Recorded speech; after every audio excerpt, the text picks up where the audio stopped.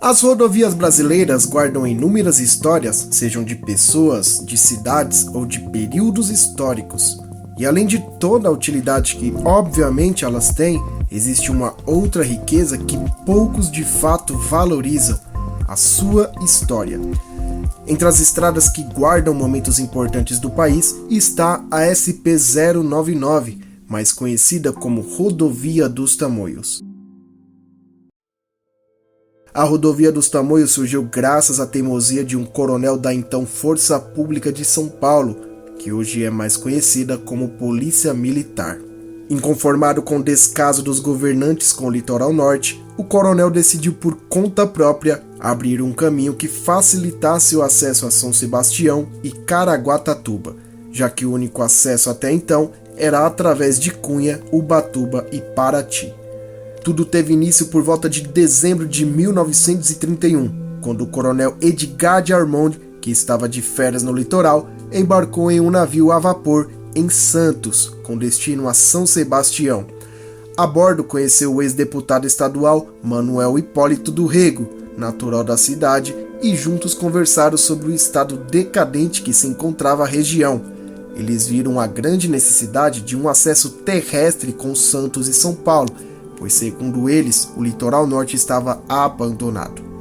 E de certa forma, eles estavam certos. Enquanto outras regiões ao entorno da capital e até mesmo o litoral sul, como São Vicente e Guarujá, pareciam em forte desenvolvimento econômico, a região norte se mantinha pouco estimulada.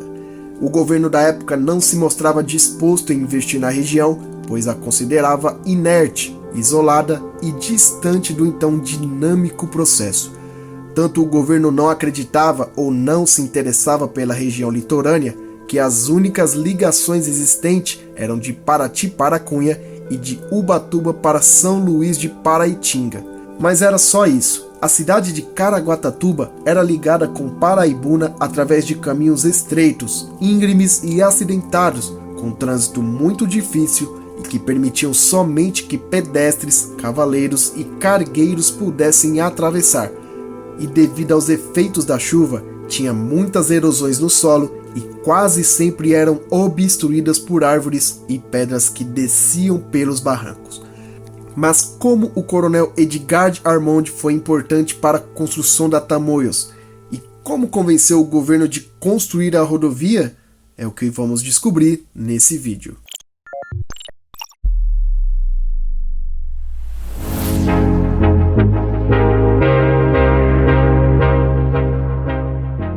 As terras férteis e as praias de Caraguatatuba por muito tempo estiveram abandonadas e desconhecidas pelos paulistas até fevereiro de 1932, quando o coronel Armond, juntamente com João Fonseca, engenheiro-chefe do DER, realizaram pessoalmente o reconhecimento e demais estudos do caminho e escolheram a cidade de Paraibuna, a 35 quilômetros de São José dos Campos, como base inicial. Através de um reconhecimento feito grande parte a pé, carregando seus mantimentos nas costas e quase sempre debaixo de chuvas, gastaram cerca de 20 dias nessa exploração. Com todas as informações e reconhecimentos que conseguiram, criaram um plano de traçado de rodovia que faria o que chamavam de ligação da planície com o Planalto e apresentaram ao governo do estado. Ao contrário do que esperavam, o coronel não recebeu o apoio e investimento que gostaria, mas recebeu a permissão de iniciar por conta própria a construção. Então, em abril de 1932, sem contar com muitos recursos materiais, chamou 15 praças da Força Pública para ajudar nas obras, a maioria soldados que seriam desincorporados, e iniciou a abertura da rodovia pelo topo da Serra de Caraguatatuba, começando pelo trecho mais difícil, dirigindo pessoalmente os trabalhos. Como trabalhavam com um número muito reduzido e insuficiente de pessoas para o trabalho tão puxado, alguns meses após o início das obras, o coronel conseguiu com a Força Pública uma verba de 50 contos e contratou uma turma de cerca de 30 auxiliares civis que trabalhavam juntos com a turma militar, que eram dirigidos e administrados diretamente por ele.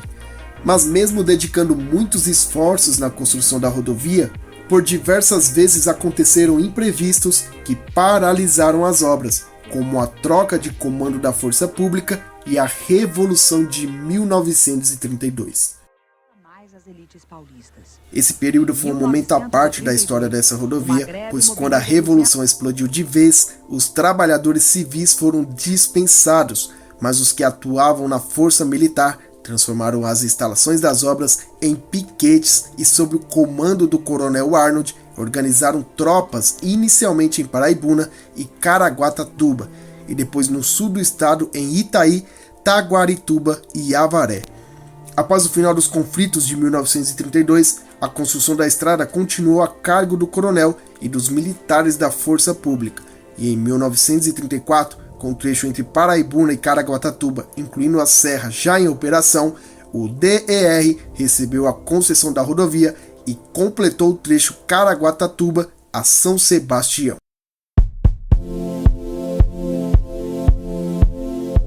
Com o DER no comando das obras, a rodovia finalmente tomou forma. No ano de 1938, começaram as ligações rodoviárias entre o Vale do Paraíba e o Litoral Norte.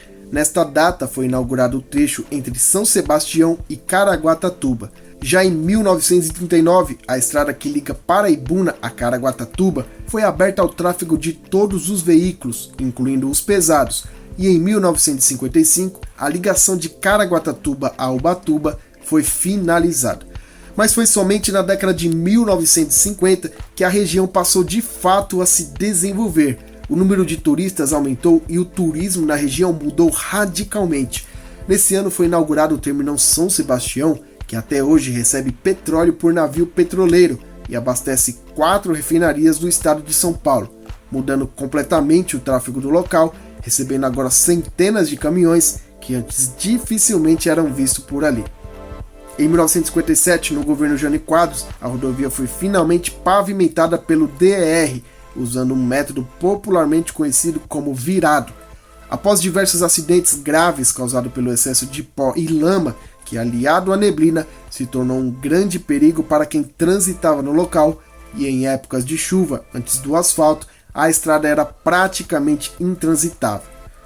Nomeada como SP-099, a rodovia já fazia a ligação entre São José dos Campos, no Planalto, e Caraguatatuba, na planície, se tornando a principal ligação entre o litoral norte com todo o estado de São Paulo. Em 1970 foi melhorado o traçado entre São José dos Campos e Paraibuna. No mesmo período, com a inundação provocada pelo transbordamento da barragem Paraibuna-Paraitinga, foi necessária uma nova reconstrução de trecho da rodovia para que ela voltasse a ficar transitável.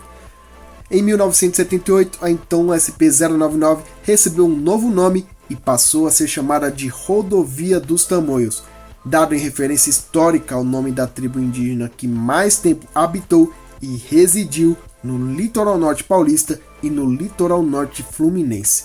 Antes da colonização portuguesa, e até o final do século XIX, a região era ocupada por cerca de 70 mil índios tamoios, a região onde hoje estão as cidades de Mogi das Cruzes, Bertioga e São Sebastião, e se dividiam na etnia dos Tupinambás ao norte e dos Tupiniquins ao sul, sendo a Serra de Boiçucanga uma divisa natural das terras. A denominação da rodovia foi realizada através da Lei 1796, de 18 de outubro de 1978. Essa é uma das poucas rodovias que não levam o nome de algum desbravador ou de alguém ligado ao transporte, mas sim da verdadeira origem do lugar.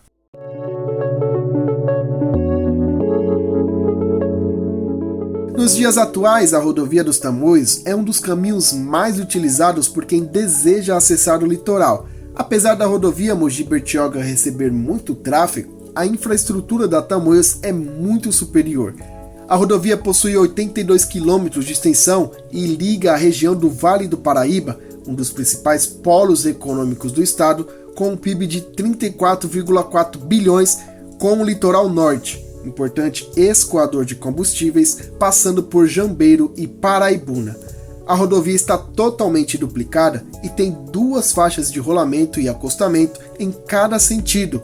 No trecho de Planalto, o limite de velocidade é 80 km por hora para veículos leves e 60 km por hora para veículos pesados.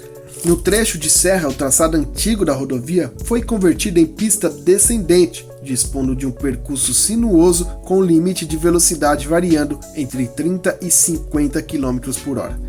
Em 2015, a rodovia dos Tamoios passou a ser administrada pela concessionária Tamoios do grupo Queiroz Galvão, sendo inicialmente responsável por 85 quilômetros, que inclui os trechos de serra e planalto.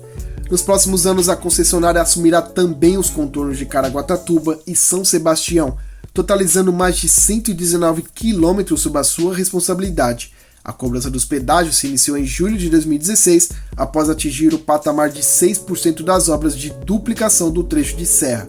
O governo de São Paulo inaugurou em março de 2022 a nova pista duplicada no trecho de serra da rodovia dos Tamoios, com investimento de mais de 3 bilhões de reais.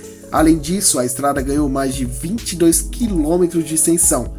Segundo o governo do estado, a obra reduz pela metade o tempo de viagem e os motoristas, a partir de agora, vão percorrer o trajeto em cerca de 16 minutos, com velocidade máxima de 80 km por hora. Além da entrega da duplicação do trecho de serra, também foram abertos ao tráfego outros 4 km entre a rodovia dos Tamoios e o entroncamento com a pista ascendente, já existente na rodovia, que contempla os novos contornos em Caraguatatuba. A nova pista é um moderno complexo viário composto por 6 viadutos e 4 túneis, sendo um deles com extensão de 5,5 quilômetros, o maior túnel rodoviário do país. A previsão é que mais de 22 milhões de veículos trafeguem na rodovia nos próximos anos. Como você viu no vídeo, se não fosse pela atitude do coronel Edgar de Armonde, talvez a rodovia dos Tamoios que conhecemos hoje simplesmente não existiria, e o acesso às praias do litoral norte de São Paulo seria muito complicado. Mas eu quero saber de você. Você já conhecia essa rodovia ou já trafegou por ela? Escreva aqui nos comentários que eu quero saber. Se você quiser aprender a criar um negócio lucrativo aqui na internet, produzindo vídeos como este, é só clicar no link que eu deixei nos comentários e assistir a uma aula grátis, antes que ela saia do ar. Mas se você puder ajudar o canal a produzir mais vídeos como este, considere comprar um Valeu Demais aqui no YouTube. É só clicar no botão Valeu aqui embaixo e seguir as orientações. Agora, se você quiser entender o motivo de Balneário Camboriú ter prédios tão altos, é só clicar nesse vídeo que está aparecendo aqui na tela, que eu te encontro em alguns segundos. Muito obrigado por assistir até aqui e até mais!